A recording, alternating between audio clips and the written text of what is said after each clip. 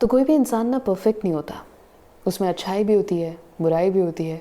और इसी से रिलेटेड है हमारा आज का idiom, pros and cons.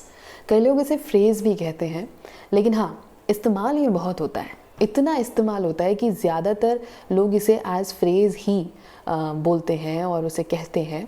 But actually it's an idiom and it has come from the Latin phrase pros and contrast. उसका मतलब है for and against. Roman times में कोर्ट में प्रोज एंड कॉन्स डिस्कस होते थे, उसके बाद वर्डिक्ट यानी कि फैसला सुनाया जाता था। ऑल्सो कुछ मॉडर्न कोर्ट्स में भी बेल देने के लिए प्रोज और कॉन्स देखे जाते हैं। प्रोज वाले जो होते हैं वो ये कहते हैं कि ये नहीं भागेगा, और कॉन्स वाले जो होते हैं वो ये कहते हैं कि ये भाग जाएगा, इसे बेल मत दो। Pros and cons means good and bad points of something, advantages and disadvantages, arguments in favour and against something. ठीक है, तो किसी के अच्छाई और बुराई, किसी चीज़ की एडवांटेजेस और डिसएडवांटेजेस, और किसी आर्ग्यूमेंट के फेवर में और अगेंस्ट में ओपिनियन, तो उसे कहते हैं प्रोज एंड कॉन्स।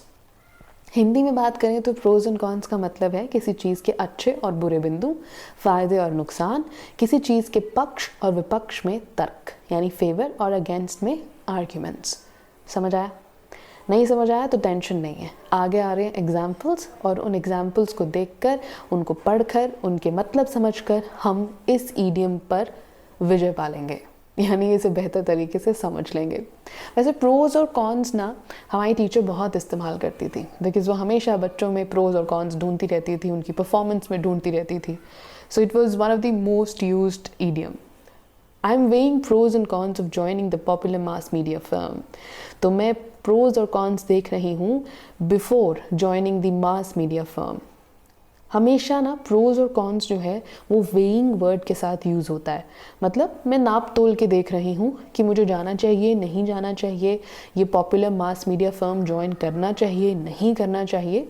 तो मैं सारे जो पॉइंट्स हैं लिस्ट कर रही हूँ। Weighing the pros and cons of filing for divorce are important.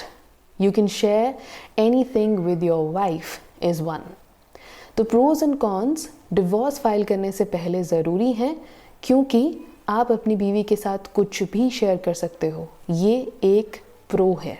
ठीक है, तो weighing the pros and cons of filing for divorce are important.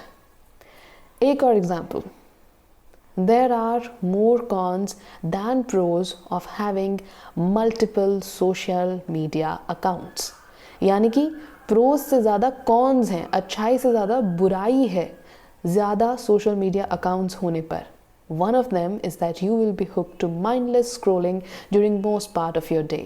तो पहला कॉन ये है कि आप सारा दिन स्क्रोलिंग करते रहोगे अपने मोबाइल पर और यूजलेस बनते रहोगे।